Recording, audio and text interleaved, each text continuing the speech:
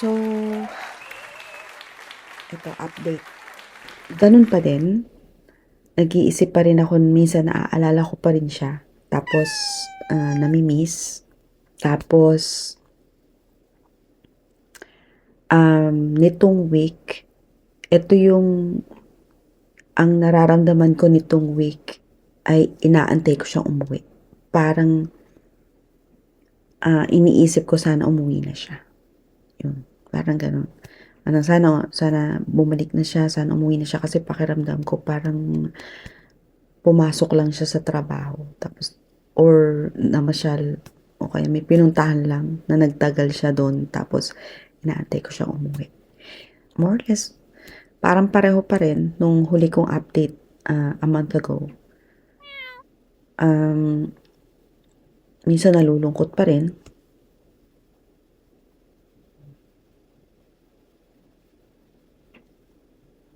Kaya alam niyo mahirap talaga, hindi talaga madali.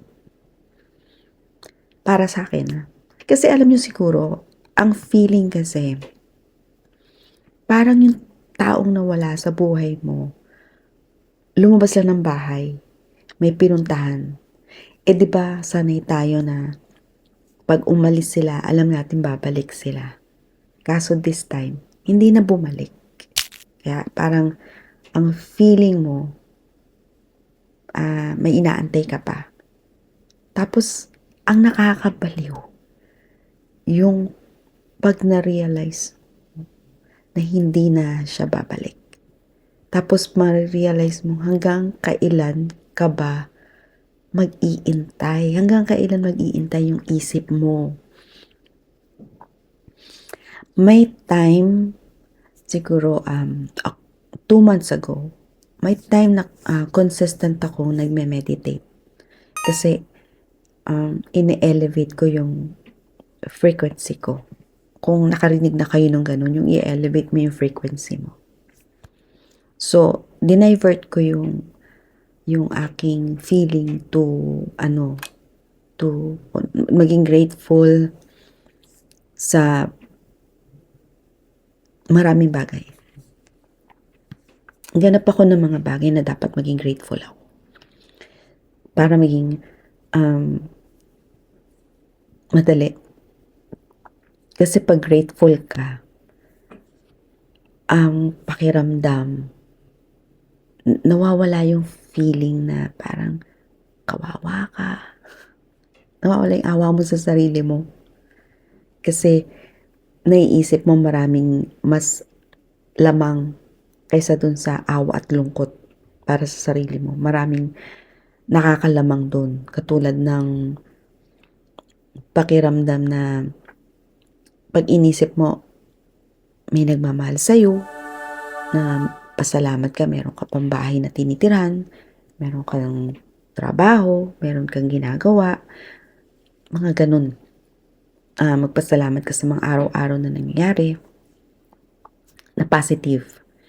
Yung mga positive na yun, ikaw din magke-create nun para sa sarili mo kung ano yung mga positive na pwedeng mangyari sa'yo. Kasi kung aasa ka sa ibang tao na gawin nila para sa'yo, walang ganun. Meron akong mahal sa buhay na kasama sa bahay na supportive. Kaya yung isa yun sa mga grateful ako. Yun nga, yung try mong i-elevate yung frequency mo. Kasi yung meditation nakakatulong eh. Nakaka-relax siya. Tapos lalo na kung may breathing exercise ka. Hindi siya myth. Talagang nakakatulong siya. Tapos nagkakaroon ka ng happiness. May nararamdaman kang hope. May nakakaramdam ka ng happiness. Basta nag-iiba. Yung mga lungkot mo, lumilipas. Nababawasan. Kaya lang, ang nangyari sa akin nun, after ng mga ilang weeks na nagme-meditate ako, dumating yung time na para ka nag-backslide, maaalala mo uli, tapos iiyak ka na naman. Ang masakit nun, kapag ka naisip mo na parang, bakit ganito? Ginawa ko na lahat, ginagawa ko na lahat, pero ba't ako nagbabackslide? Ba't ako bumabalik sa dati? So, para ka nawawalan ngayon ng pag-asa. Yung parang ang pakiramdam mo, ginagawa mo na lahat, pero paulit-ulit kang bumabalik sa kalungkutan. Lalo na pag yung may mga nangyayaring hindi maganda, may problemang dumadating. So, kailangan talaga titibayan mo yung loob mo. Sino ba naman ang gustong maging mahina? Sino ba ang gustong umiiyak? Diba? Wala namang ganun. So, sino ba yung gustong laging natotorture siya, tapos palagi na lang siyang nasasaktan? Ewan ko, kung may ganun ba? Sabi nila, may ganun, meron daw addicted sa ganung feeling. Pero siguro naman, majority sa atin, hindi naman yun ang gusto. Diba? Gusto pa rin natin gumaling. Hindi naman to sakit. Pero, ang ibig ko sabihin ng gumaling is yung mag-improve. Gusto natin mag-improve yung mood natin, yung sitwasyon natin, yung nararamdaman natin, yung hindi na tayo masyado sanang nasasaktan. Kung paano man yun, hindi naman ibig sabihin kakalimutan natin sila para huwag na tayong masaktan eh. Kasi ata ko, ayoko siya makalimutan. Gustong gusto ko pa rin siya na naaalala. Gustong gusto ko pa rin. Kasi maraming magandang memories eh. Pag naaalala mo na ngingiti ka. Diba? E paano pagka nakalimutan mo na siya, paano ka pa mangingiti kapag dumadating yung mga ganong memories? So pag may nakikita kang connected sa kanya, diba?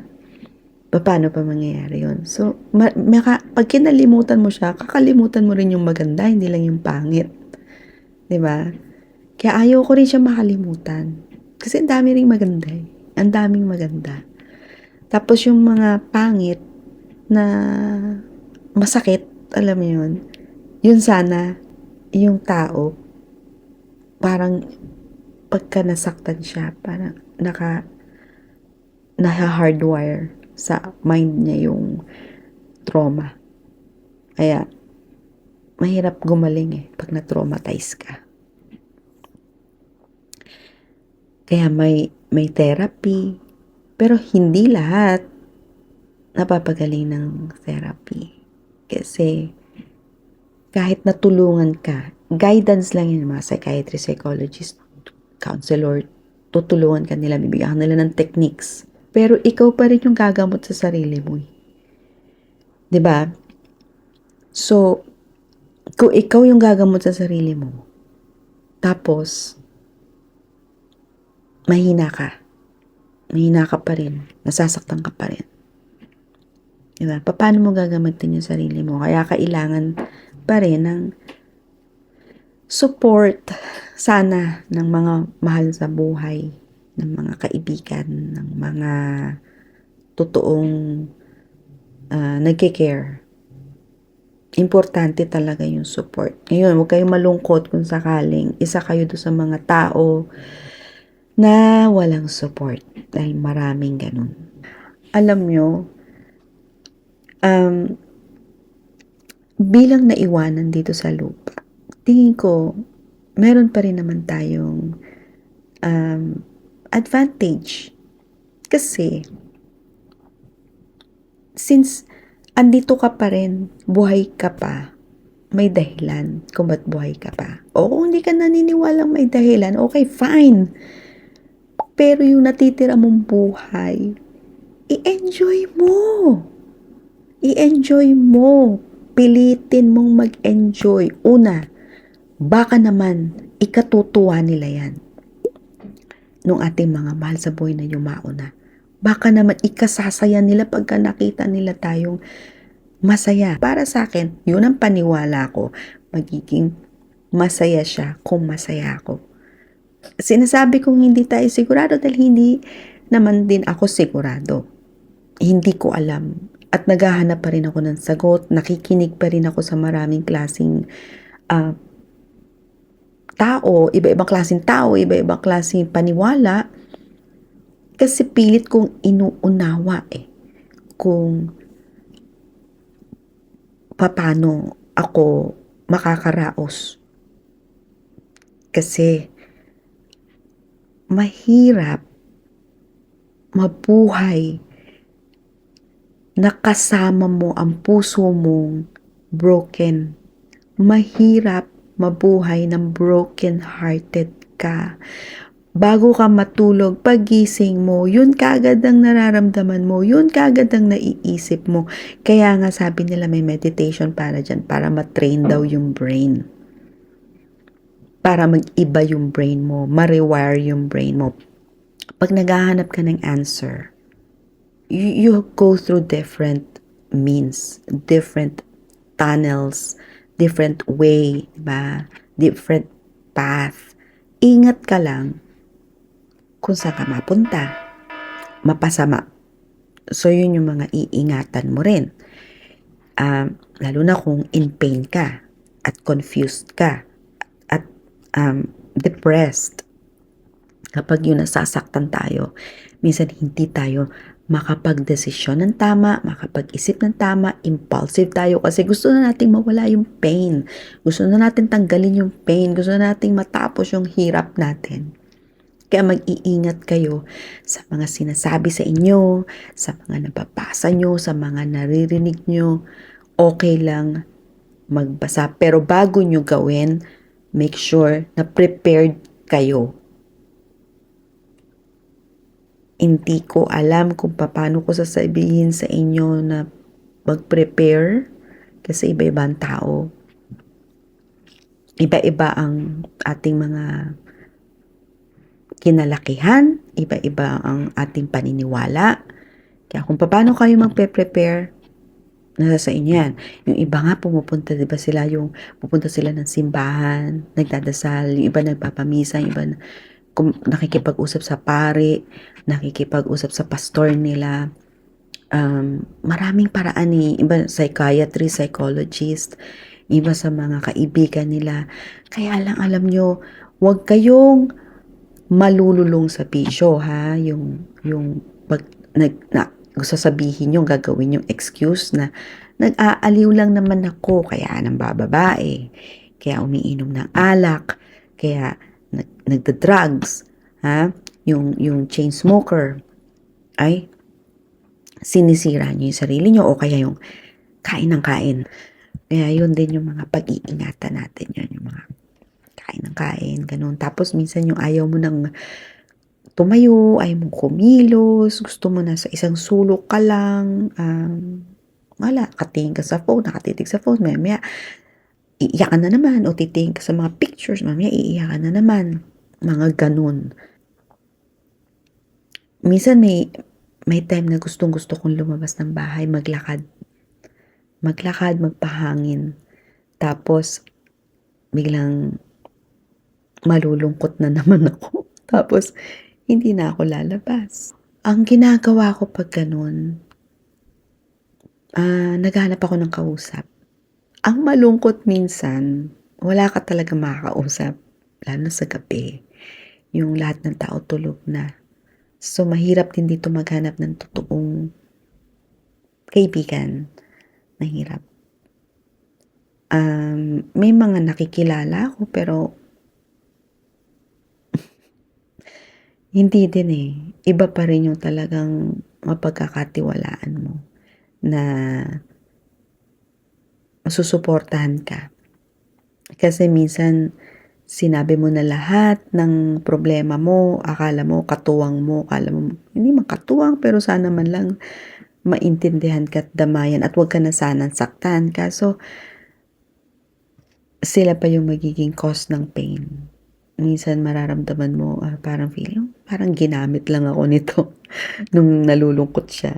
Parang kinaibigan ka lang yan dahil nalulungkot siya. Ganon. Tapos, syempre, may sarili ka rin iniindalang namang minsan nakakaano rin, pagpasensyahan ng pagpasensyahan. So, minsan ang solution dun is, iwasan na lang talaga din. Umiwas na lang talaga. Actually, yan ang mahirap kapag kayong masyado tayong nagtitiwala sa mga tao dahil gusto nating magsabi ng problema natin. So, wala tayong awat. Parang lahat pakiramdam natin, pwede nating kwentuhan. Mag-ingat din kayo sa ganun. Huwag kayong basta kwento ng kwento. Kasi may mga tao, lalo na kung hindi mo pa masyadong kilala, ayun ngang kilala mo na minsan gagamitin pa sa'yo yung pain mo eh. Di lalo na yung hindi mo kilala. 'Di ba? Hindi mo naman alam kung saan galing yun. 'Di ba? Yung tao na yun. Ang ibig ko sabihin yung kasi ang tao pwedeng may mga ugali yan na hindi mo naman agad nakikita. 'Di ba? Tapos ngayon mo lang siya na-meet. Hindi mo naman alam na may ugali pala yun. Tapos best foot forward lang siya sa'yo. Kaya nagtitiwala ka. So nagkwento ka naman. 'Di ba? Kinaibigan mo kaagad.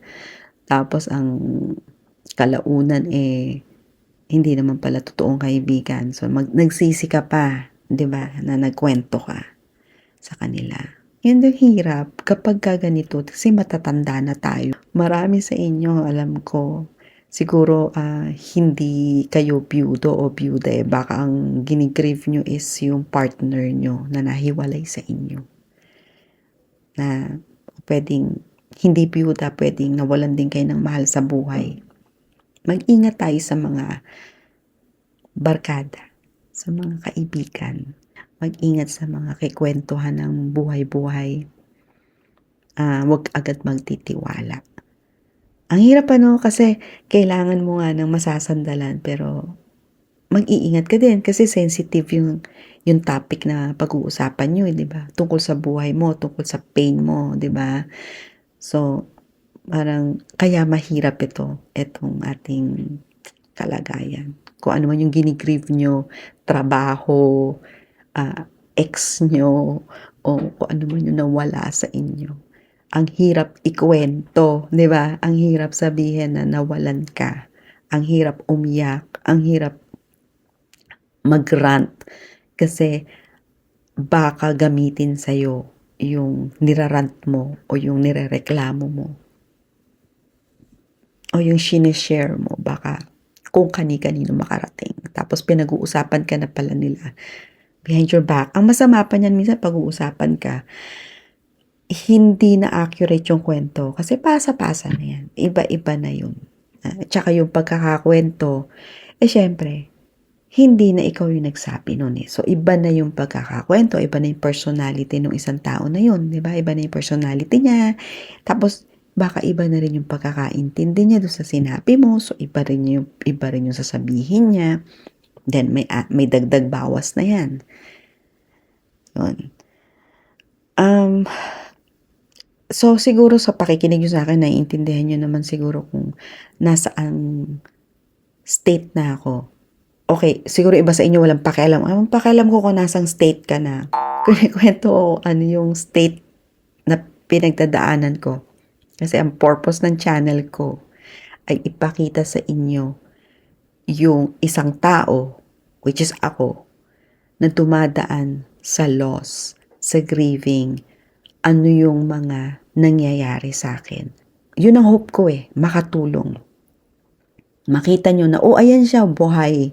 Nakakaharap siya sa atin ng ganyan na siya. Yun ang hope ko. Kaya ako ganito. Kaya ako nagpapakita sa inyo, kaya ako kayo kinakausap. Gusto kong makatulong. Gusto kong maka-alleviate ng pain. Hindi makadagdag. Ayokong madagdagan ng pain nyo. Please, kung nakakadagdag ako, patayin nyo na to. Isara nyo na yung pinapanood yung video. Huwag nyo na akong panoorin dahil nako please. Kasi alam ko masakit. Pero kung nakakatulong ako sa inyo, I'm glad na nakakatulong ako. Kasi ako, nakikita nyo ngayon humingiti. Hindi nyo alam minsan. May time na araw-araw ako umiiyak. Hanggang ngayon. Na kahit na mahigit 1 taon na, may phase, may time, may moment na talagang magkakasunod na araw ako umiiyak. Lalo pag yung napag-iisa ka, tapos nandun ka sa lugar na maaalala mo siya. Na magkasama kayo dun. Dati, ganito magkatabi kayo, nagkukuwentuhan kayo, ngayon mag-isa ka na lang. Pero may moments din, ito nga pala yung kinukuwento ko kanina, na may advantage pa rin tayo kasi naiwan tayo, 'di ba sabi ko nga sa inyo, maswerte tayo na buhay tayo. Isipin niyo buhay ka, may katawan ka, hindi ka kaluluwa. Sila kaluluwa na sila, maganda dun, tapos na sila rito, natuto na sila rito sa earth, 'di ba? Na-experience na nila yung mga dapat nilang ma-experience. Natikman na nila yung mga pagkaing masasarap na gusto nilang matikman. Napuntahan na nila yung mga bagay, mga lugar na gusto nilang puntahan. Although, hindi ko sinasabing lahat siguro, baka yung iba, may mga ibang places and pagkain na gusto sana nilang maranasan, hindi na nila naranasan. Kaya minsan ako nanghihinayang ako minsan pinupuntahan ako, kinakain ako, pakiramdam ko, sayang sana nandito siya, share kami, 'di ba? No, sabay namin na-experience kaso wala na siya. Yun. So, ikaw may katawan ka pa, 'di ba? Na continuously ma-experience mo pa yung masasarap na pagkain, makakapunta ka pa sa magagandang lugar, may mga feelings na ma-experience mo, yung happiness, excitement, di ba, yung mga ganyan.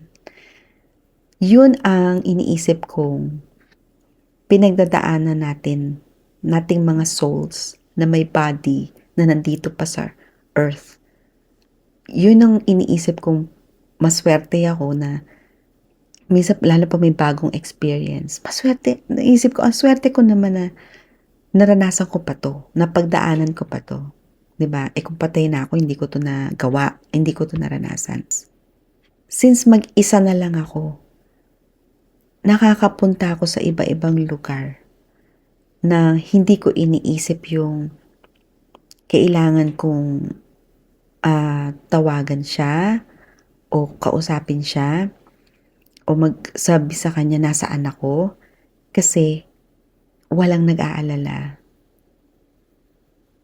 Walang nag-aalala. So, may positive and negative. Ako ganito. Pinili ko yung buhay mag-asawa. Pinili ko yung buhay na meron akong asawa. So, yung tinatawagan ko siya, yung bagay na nagre-report ako sa kanya o yung nag-aalala siya sa akin, alam kong part yun at gusto ko yun. Gusto ko yun. Yung meron akong nakakausap, meron akong nire-reportan, may taong nag-iintay sa akin. Gusto ko yun. Yun yung part ng marriage na gusto ko. Yung iba ayaw yun, pero ako gusto ko yun.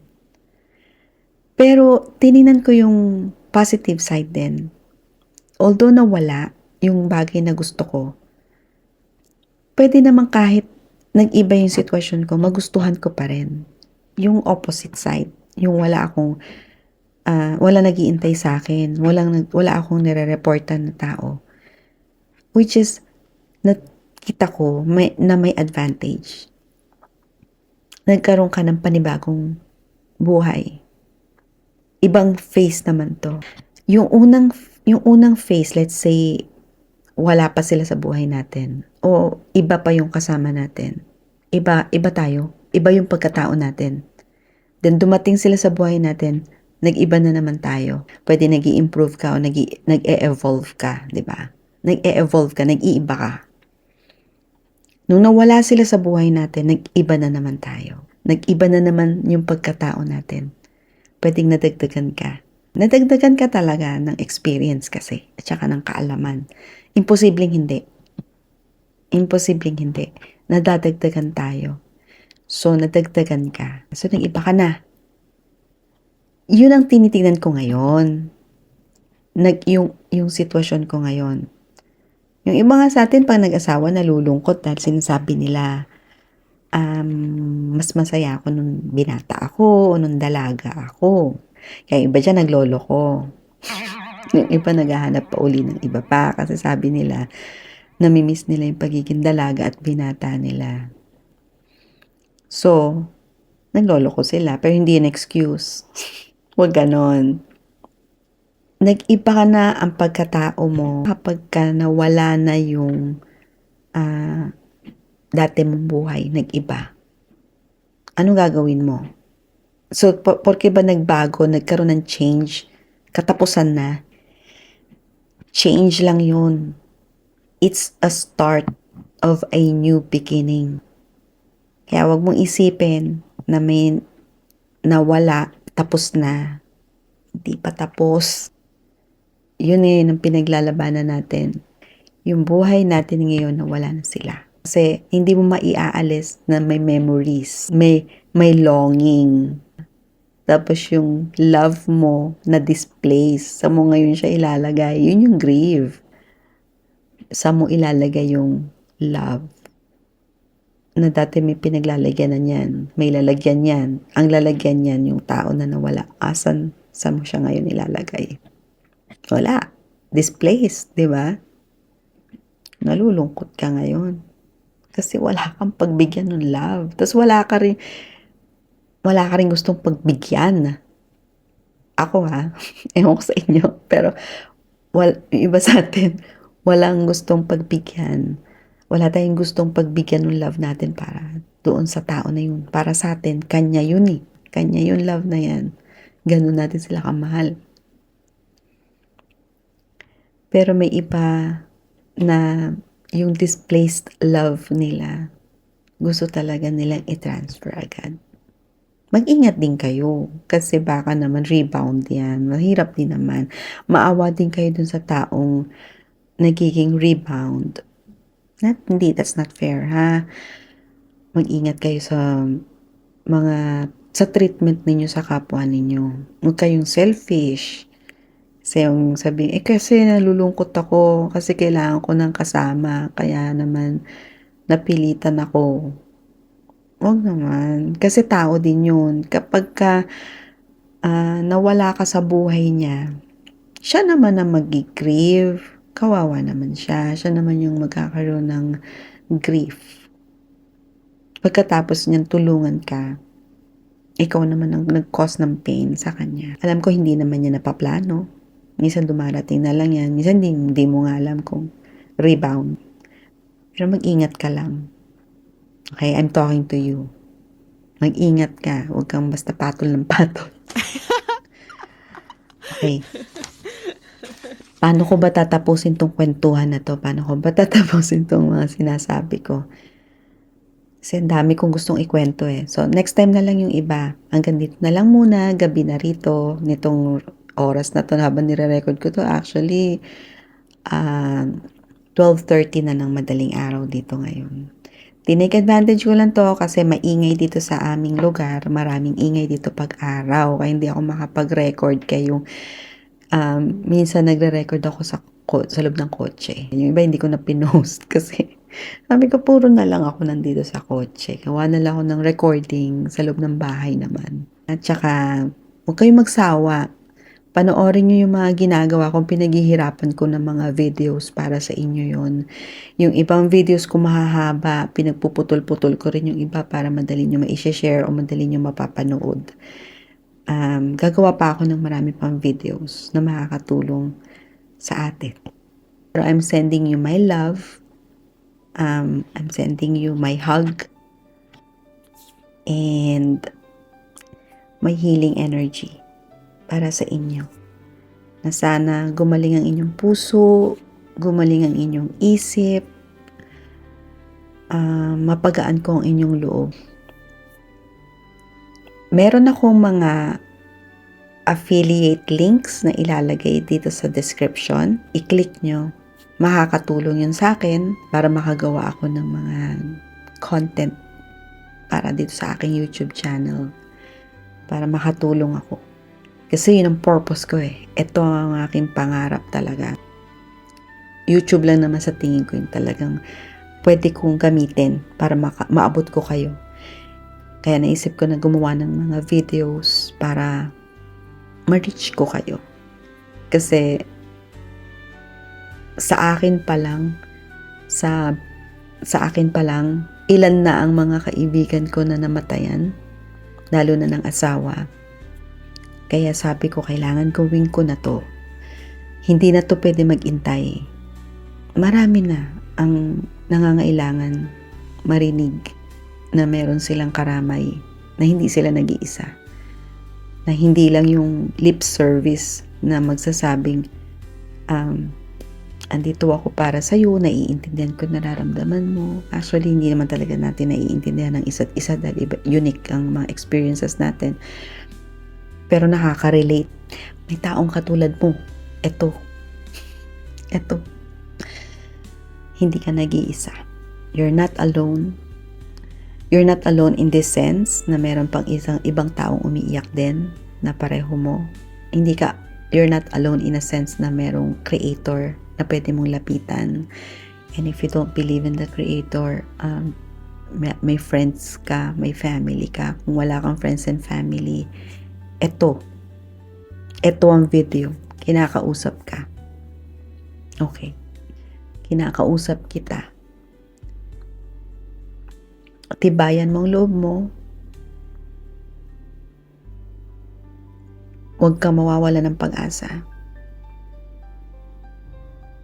Yun din ang pinagdadaanan ko ngayon. Pinipilit kong huwag mawala ng pag-asa at tinitibayan ko ang loob ko. Okay lang umiyak. Kung naiiyak ka, umiyak ka. Kung gusto mong magkwento, it's okay, magkwento ka. Kung ayaw ka nilang pakinggan, let them. Umiyak ka. Kausapin mo yung sarili mo sa salamin. Hindi ka nag-iisa, kasama mo ang sarili mo. Naintindihan ka ng sarili mo. Huwag mo siyang i-disregard. Huwag mo siyang sabihan na mahina siya. Kasi kung mahina ka, wala ka dyan ngayon. Dahil pagkawala pa lang nila yung pain na yun, wala na. Siguro sumabog na yung heart natin. Hindi tayo mahina. Nasasaktan lang talaga tayo. At nagpapakatotoo tayo. Okay? Okay. I'll talk to you again soon. Take care. Remember, you need a lot of rest. And you need to care for yourself. Always take care of yourself. That's what I'm trying to do sa akin din. May araw na minsan ayokong bumangon. Pero I try to think talaga na kailangan mo ng inspiration. Okay? Kailangan mo ng inspiration. Hanapin mo yun. Yung purpose mo, yung inspiration sa buhay. I hope to see you soon again. Be here, okay? When I post another content, be here. And I'm gonna wait for you.